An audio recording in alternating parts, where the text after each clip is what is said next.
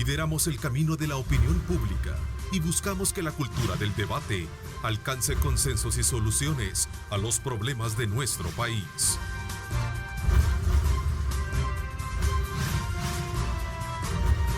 Diálogo con Ernesto López, edición especial.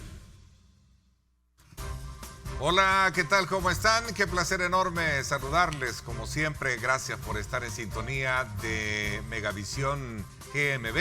Estamos desde tempranas horas de la mañana, desde luego con una programación muy oportuna para ofertarles a ustedes todo el ángulo de la noticia que desde luego con la cual amanece el país y el mundo. Ahora vamos a disponernos en esta hora y media al análisis congruente de los temas importantes del país, por medio del cual usted a través de este panel de todos los viernes, usted recibe los puntos y los contrapuntos que le ayudan a usted a construir su propia lectura. Doctor Salgado, bienvenido, gracias por acompañarnos. Muchas gracias, que el Señor los bendiga. También te saludo, Marvin Aguilar, gracias por acompañarnos. Un gusto en el relevo. Gracias también, aquí en el relevo. Sí. Vamos entonces a saludar a Julio Valdivieso, gracias por acompañarnos. Buenos días, un gusto. Carlos Araujo también, gracias por acompañarnos. Buenos Carlos. días a todos. Bueno, esta mañana no puede faltar en el análisis todo el calvario que ha tenido la aprobación del Presupuesto General de la Nación 2020. Julio Valdivieso, ¿cómo ves el tema para que nos abras un poquito el debate de lo que está ocurriendo en la Asamblea Legislativa con relación al tema del presupuesto y lo que se espera este día sea aprobado? ¿Cómo estás examinando tú y el resto tienen la palabra? Bueno, esto ya, a partir del anuncio del día de ayer, creo que ya se tienen, no sé si son 61 votos, básicamente, o 59. Se tienen 59 votos y son pues 56. Sí, no, lo que pasa es que creo que 56 es la parte formal, dijéramos, para tener. El tema que se trataba de buscar era de que tuviera una legitimidad la aprobación del presupuesto, en el sentido de que fuera todas las fracciones políticas, como ha sucedido casi al final de esto. Sin embargo, por los vientos que soplan, aunque no está votado todavía, se entiende de que el FMLN se va a abstener de votar esta mañana por parte del presupuesto. Y la cosa sucedió. Se trazaron las estrategias, creo que el presidente y su equipo de gobierno se dedicó exclusivamente a llegar a un acuerdo, en principio con todas las fuerzas políticas, pero al ver que no le funcionaba en realidad, específicamente con el FMLN, decide irse al tema estrictamente con Arena, es con lo que se forman los 56. Ahora, ahí entiendo que hasta este momento han habido acuerdos, yo no los conozco, no sé si son públicos todavía, pero ¿qué hubo detrás de todo esto? No lo sabemos. ¿Cuál fue, dijéramos, la causa o la razón de este cambio de actitud? Porque lo comentábamos en el día miércoles, que la oposición, si es que se le puede llamar oposición, ¿verdad? Porque esa es una gran ventaja que tuvo el FMLN, ¿verdad? Y que está teniendo actualmente, dijéramos, el gobierno. Una oposición debe caracterizarse por ser propositiva, constructiva, concluyente. Eso es una verdadera oposición, ¿verdad? Pero oponerse por oponerse, simplemente porque no satisface intereses personales o de partido, creo que no. Creo que el rol, si tomó la decisión Arena de aprobar este presupuesto, ¿verdad?, debe entender que hay consecuencias de las decisiones políticas que se toman, que los va a obligar a darle un seguimiento permanente a la ejecución presupuestaria. ¿Verdad? El país va a tener, dijéramos, un presupuesto votado, va a tener una seguridad jurídica y más que todo, dijéramos, el mensaje que se manda a la comunidad internacional, que al fin se logró un acuerdo. Ahora, eso es lo que se ve. Lo que no se ve es lo que vamos a tratar de buscar en estos días que falta para que termine el presupuesto. Okay. Por lo tanto, esto es un éxito, digamos, para el gobierno de la República haber logrado, sin representación en la Asamblea Legislativa, la aprobación del presupuesto, obviamente explicándole al partido de oposición más importante, como lo es Arena, todos los detalles que quisieron saberlo. Han habido horas Tú sabes, te lo ha dicho aquí la coordinadora del gabinete, han habido horas, días, son casi 70 días. De estar 70 días. desmenuzando, ¿verdad? Exactamente. Las partidas, sí. Arena ha preguntado, repreguntado. Entendemos que ha habido las explicaciones necesarias por parte tanto de la parte de Hacienda como la parte de coordinación del gabinete. Y yo entendería que Arena tiene claro, en este sentido, la parte política, que es que la intención que lleva este presupuesto, que no va a ser un presupuesto similar al que tiene o al que tuvo el FMLN, porque hay un cambio de gobierno y esto hace que muchas partidas cambien, esto hace que muchas de las políticas estatales, que no es que se eliminen, sino que se reorientan hacia lo que se puede llamar, digamos, la persona humana, tal como lo establece el artículo 1 de la Constitución, que fue parte de la bandera política que se usó en la campaña electoral, pues se implemente y se vea en este presupuesto. Yo creo que ese giro de 180 grados que ha dado Arena obedece primero a la lectura de las encuestas, obedece a que tienen que comprender que si no hacen una oposición inteligente, van en un franco declive hacia el 2021. Lamentable la posición del FMLN, que cree que todavía la idea de suma cero puede darles algún rédito político. Yo podría decir que me sumo a la idea de Julio, en el sentido de que lo que debe de hacer la Asamblea Legislativa es una fiscalización política, porque eso es lo que manda la Constitución a hacer, en que al final de este ejercicio fiscal que va a ser ya en las sombras del 2021, se vean los resultados ya de este gobierno, se comiencen a ver las primeras bases que el gobierno pretende hacer con este presupuesto. O sea, plantear que el desarrollo sea ya la base de este presupuesto y no el crecimiento, o como lo decía la coordinadora de gabinete, renunciar a ese asistencialismo que no nos saca de la pobreza. Creo que eso es una de las grandes apuestas que lleva este presupuesto, y que ese será el tamiz por el cual hay que pasar, digamos, el análisis de las acciones del gobierno en este primer año. Es el presupuesto que quería el presidente Bukele, es el presupuesto que los ministros del gabinete del presidente Bukele van a implementar, y hoy viene, digamos, la gran responsabilidad del Ejecutivo de llegar, por ejemplo, a niveles históricos de ejecución, que ha sido uno de los grandes problemas que también no se metía en la discusión. Y es que se llegaba ni al 60% en muchas partes, en estos 10 años de gobierno del FMLN, de ejecutar lo que se había programado. Solo aclaro nada más, la ejecución que deben de tener nuestros diputados, no por la vía del gasto, sino por la vía de la gestión. Y los resultados. Exacto, porque de nada sirve que vos te gastes el presupuesto, pero en realidad en la práctica la población no percibe. Exacto. Ahí en su introducción, usted menciona que la palabra el calvario que ha pasado la aprobación de este presupuesto. Sí.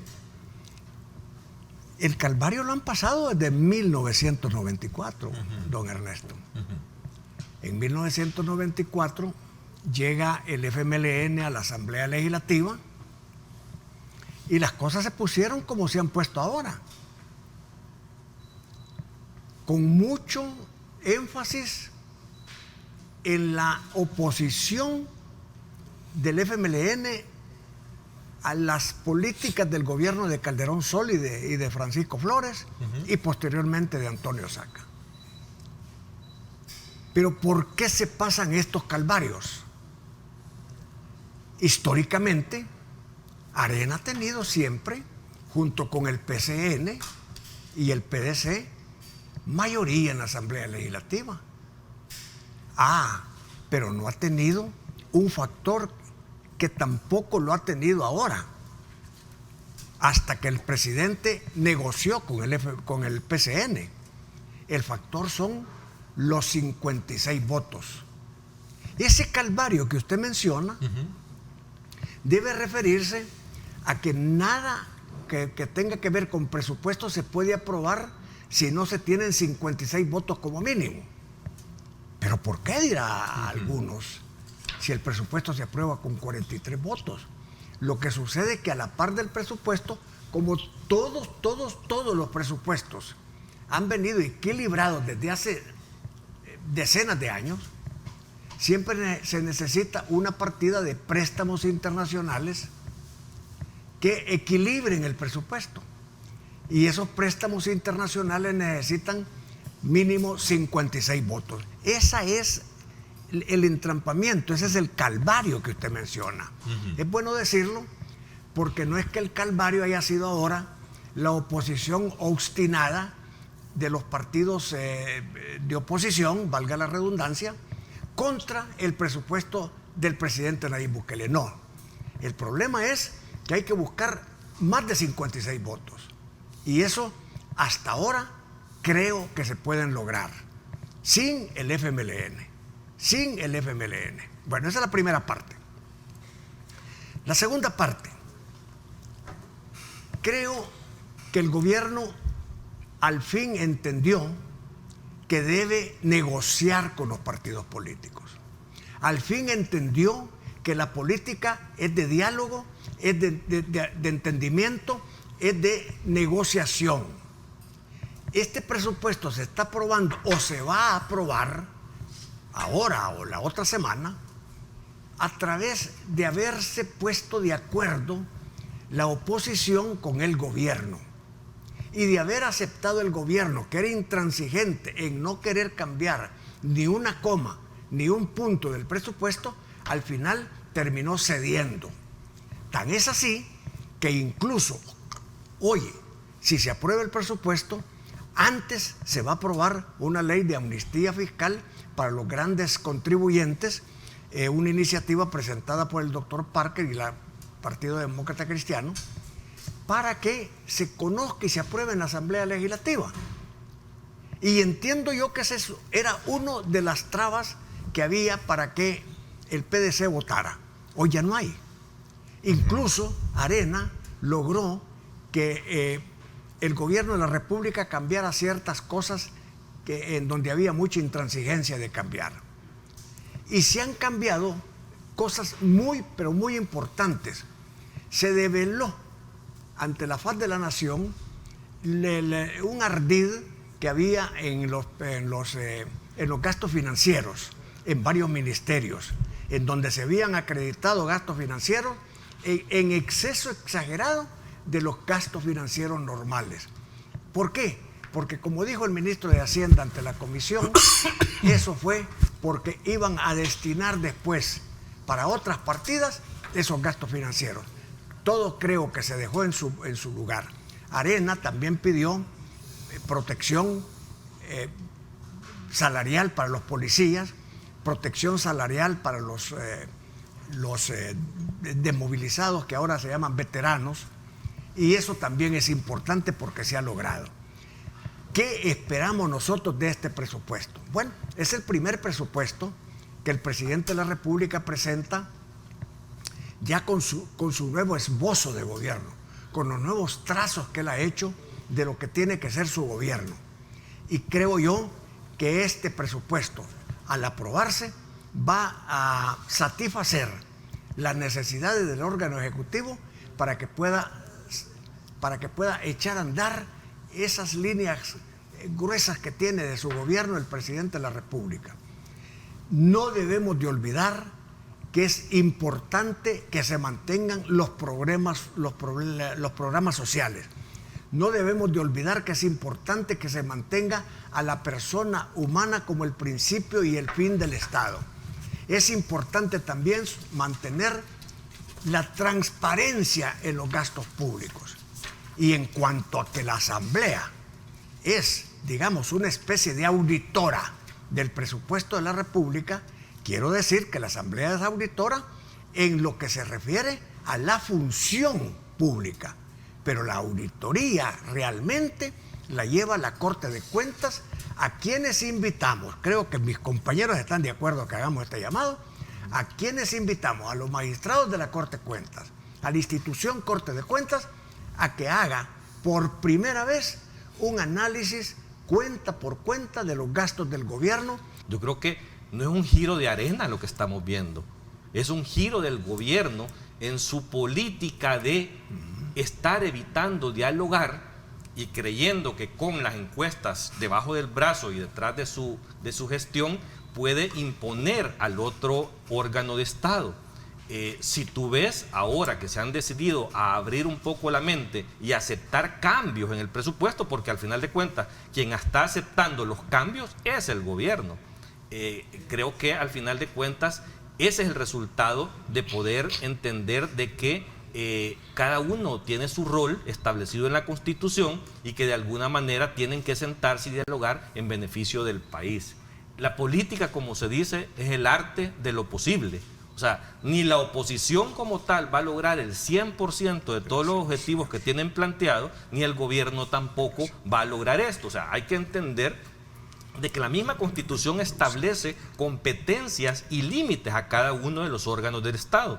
Si muy bien al órgano ejecutivo le compete definir la política hacia dónde va a orientar estos recursos por su plan de gobierno, porque ganó las elecciones y el pueblo le dio el respaldo para eso, pero también la misma Constitución también establece de que es la Asamblea Legislativa la que de alguna manera tiene que autorizar esto en función no de diseñar las políticas públicas del Ejecutivo, porque tienen que tener cuidado los diputados en eso. O sea, no es el plan de gobierno de la Asamblea Legislativa lo que debe de verse reflejado en el presupuesto, sino que el plan de gobierno del Ejecutivo. Pero sí tiene una gran responsabilidad de que no haya derroche de dinero, de que no haya un endeudamiento excesivo, de que se cumpla la ley de responsabilidad fiscal, de que no haya cosas ocultas dentro del presupuesto. Y creo que al final de cuentas las observaciones que se ha estado dando desde la oposición, pero con mayor peso de la sociedad civil, porque por decirte el ICEFI, Ricardo Castaneda, el mismo Fusades, han hecho una serie de observaciones técnicas al presupuesto que al final de cuentas el gobierno ha accedido a corregirlas. Y ahora vemos el resultado de que se puede desentrampar una vez acceden a este tipo de situación. Todos los presupuestos tienen en las introducciones los mismos fines. Todos persiguen el bienestar, todos van tras la búsqueda del bien común, todos quieren acercarle, pero cada quien lo moldea a su visión. A su visión. Entonces, ahora, el presidente Bukele tenía razón cuando asumió la presidencia, era un presupuesto que le venía dando la oposición, no tenía responsabilidad en él. Este presupuesto es su presupuesto, es el instrumento para alcanzar sus políticas, ¿verdad? Ojalá los funcionarios del Ejecutivo que tiene el presidente le tengan la altura de respuesta para que cuando sea evaluado la ejecución presupuestaria por área de gestión, en realidad pueda compararse. Un nuevo escándalo en el quehacer político, ahora que ya hay una condena precisamente de un tribunal de justicia, juzgado especializado de sentencia, con respecto a la operación Cuscatlán, pero no solo eso, sino que también el involucramiento de figuras políticas en las cuales se ha mencionado a al diputado, precisamente el diputado actualmente, el doctor Norman Quijano, el ex ministro de Gobernación Aristide Valencia, también al actual alcalde Ernesto Mason, y creo que también se menciona a otras personas ahí. Hay una gran cantidad de personas al ex ministro también de Defensa, ¿verdad? Munguía País, que creo que también se le menciona. Hay varios, sí. Pero lo cierto es que tras la condena, el juez insta a la fiscalía a investigar, a procesar a políticos que supuestamente también han establecido estas negociaciones con estos grupos. Que hay gángsters de pandillas y hay gángsters políticos. Dicho en sede judicial, esto ya nos permite a los analistas liberarnos de cualquier demanda y poder señalar esto que es altamente serio. En una democracia meridianamente normal, los políticos involucrados en esto deberían de renunciar de donde están, como digamos, por honor. Eso es lo que deberían de hacer. Y si alguno pues tenía pretensiones presidenciales, hasta ahí deberían de llegar sus pretensiones presidenciales. En una democracia meridianamente normal. La nuestra, obviamente, es una república bananera todavía. Es imperfecta. Bananera, una república bananera. Entonces, bananera sin bananos. Sí, porque están en el Atlántico, ese es el gran problema. Aquí son guineos, ¿verdad? Guineos más anchos. Sí, exacto. Entonces, no llegamos ni a bananera, entonces, doctor. Entonces, quizás lo que le van a dar es tirar la pelota hacia adelante para que esto se olvide, ¿verdad? Y no darle. Pero afortunadamente están esos videos y esto tendrá que recordarse siempre, ¿verdad? Porque hay una cuestión importante en esto. yo creo que el afán de no buscarle una solución a los problemas que el país tuvo durante 30 años, donde Arena dejó que esto se le saliera del control, las pandillas, y el FMLN no llegar a poder resolver el problema de una sola vez, sino que uno, comprar votos, y el otro, comprar, que dejaran votar a la gente por su partido, los ha llevado a que haya un Usted video. que es un gran analista. Gracias por eso. Mire, solo ese video, doctor, donde aparece el alcalde de San Salvador, al mejor estilo de Al Capone, repartiendo dinero, o sea, fajo tras fajo de billetes. ¿Qué diferencia? Yo le Eso quería solo para hacer... terminar la idea, doctor. ¿Qué diferencia hay entre ese video de Ernesto Mason, rodeado de fajo de billetes, con el abrazo que le da Luis Martínez a Mecafé? No hay ninguna diferencia en eso. No hay y cómo están esos dos personajes de ese video presos. Pero Yo quería hacer una esperaría pregunta. que el fiscal... Pero no por ese video. No. Estoy hablando de las circunstancias. Ahora, el abrazo entre Mecafé y el ex fiscal, donde se ve claro un fajo de billetes con la chulpa. No, un sobre, una bolsa Manila. Una bolsa Manila. Bueno, vaya, pues ahí va una Biblia. Luis Martínez fue un sí, sobre. vaya, ok, ahí va una Biblia adentro, pues. Aquí. Va, ahí va una Biblia, va. Entonces sí va una Biblia adentro, vaya. Entonces, entregando eso y abrazándose, no hay ninguna diferencia en ese fajo de billetes. Vergüenza debería de tener el alcalde de San Salvador, ¿verdad? Dignidad debería de tener el Partido Arena, ¿verdad? De tener esa clase de funcionarios, de que en vez de resolver los problemas del país, que eran las pandillas, mejor prefirieron pactar con estos dos grupos delincuenciales. Y hay que decirlo claro, aquí solo se ha visto el problema con una de las dos pandillas. ¿Qué va a pasar cuando la fiscalía, que entiendo también tiene procesos contra la otra pandilla? ¿Quiénes van a salir en esa otra pandilla? Eso Es la gran pregunta, ¿no? Está obligado, ¿no? Está obligado. Mira, yo creo que tiene que hacer un análisis de todo lo que le certifican para que hacerlo.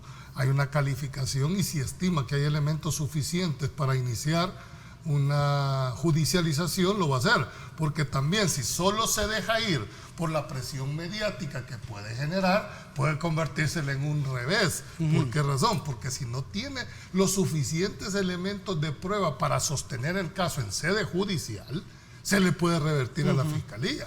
Ya sufrieron un golpe fuerte también con un sobreseguimiento que tuvieron de los 4 fiscales, ¿verdad?, que estaban criteriados y que después pidieron que fueran imputados y la jueza los acaba de dar sobreseguimiento definitivo. Por eso creo que el rol que el doctor Melara está siguiendo con esa prudencia que lo está caracterizando, lo debe de entender muy claro. Examine si tiene la suficiente robustez de prueba para sostener en sede judicial, lo va a hacer. Si no, creo que también está obligado a decirle, no hay elementos de juicio para que se pueda restablecer en alguna medida los señalamientos que han habido. Pero el análisis político nos toca a nosotros. Así es. Y la lapidación electoral al pueblo. Porque ahí... La factura va a ser en el 2021. Exactamente. Para un sentido o para otro. Exactamente. Hola. ¿Sí? ¿Qué pasó? No, estamos ya por la parte concluyente, ¿no? No, mira, yo creería que definitivamente el fiscal debe hacer su trabajo. O sea, nadie tiene que decirle haga algo. O sea, él tiene sus funciones y atribuciones. Yo, sobre todo, es por la forma en que este caso puede ser tratado políticamente, es que los señalados deben de dar la cara y deben de explicar de qué se trata esta situación. Es la única vacuna que tienen en este momento. No es escondiéndose. Y en general, no es un hecho aislado este caso de estos videos como tal. Eso fue una política de todos los políticos, de todos los colores habidos y por haber durante ese periodo, ¿verdad? Y creo que estas cosas deben de quedar sumamente en evidencia. ¿Para qué? Para que no vuelvan a suceder. Y yo creo que aquí es una de las dos grandes pandillas que hay. Debemos de entender, la otra, debemos de entender que estos son grupos terroristas. Esto ha sido, recuérdense, una presión de los Estados Unidos porque se declarara terroristas a las pandillas, ¿verdad? La persecución de esto, que son organizaciones transnacionales. Y tú estás haciendo alusión a lo que dijo el juez, que dijo que son dos tipos de exactamente, de los que exactamente. son y los políticos. Exactamente. Y creo que esto también es un precedente para la futura elección del 2021, para los futuros candidatos. Si van a ir a un territorio controlado por pandillas, aclaren que no los dejaron ir, expliquen que no los dejaron ir. Porque si ustedes entran a un territorio ofreciendo y comprometiéndose, ahí están cayendo en un delito. Vayan con el fiscal de su pueblo, denuncien que no los dejan entrar para hacer la... Pues no, pues sí, Marvin, no, esa pues es la no, realidad. no, de O sea, acuerdo, de acuerdo. Tú No, de tenés acuerdo. el deber ser, pero Por la eso, realidad se pero es que, impone. pero entonces hay que buscar otras estrategias para llegar ahí. Eso sí. Pero no dejarlo, y parte de eso es denunciar, porque si yo dejo claro que yo no puedo entrar y otro entra, Claro. si yo dejo claro que yo no puedo entrar y otro entra, ahí Por algo- y por he ido algo a la, y he ido a la agradecido. fiscalía a denunciarlo, entonces estoy poniendo un aviso que ahí puede haber un acuerdo de un candidato con las pandillas. Leí el informe del Faro, esa situación se dio. No, dio, exacto. se dio en Pero San ahí se Salvador. habló, yo lo leí. En la campaña.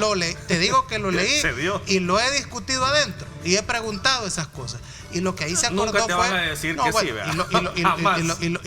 Y lo que se acordó fue llevar desarrollo a la comunidad, lo cual me parece que es correcto. Que en la comunidad viva gente de ellos. No puede, o sea, ¿qué No puedes puede hacer negar. ahí? Porque no puedes, sálganse por favor unos y solo va a ser para otros. Pero el punto es que no Buen hubo dinero, argumento ese. no hubo dinero de por medio. Pero aquí había como una especie de acuerdo, ¿no? De rueda de caballito. Creo que falta que la fiscalía también investigue Bueno, la Ok, otra el pandilla. tiempo se me fue, quiero agradecerle, doctor Salgado. Gracias. Gracias por haberme acompañado, Carlos. Gracias también a ti, A la Julio. orden. Gracias también. Un gusto Son las estar con 7:59 ustedes. minutos. Gracias, pásenla bien y como siempre recuerden lo más importante, amar a Dios sobre todas las cosas. Lideramos el camino de la opinión pública y buscamos que la cultura del debate alcance consensos y soluciones a los problemas de nuestro país.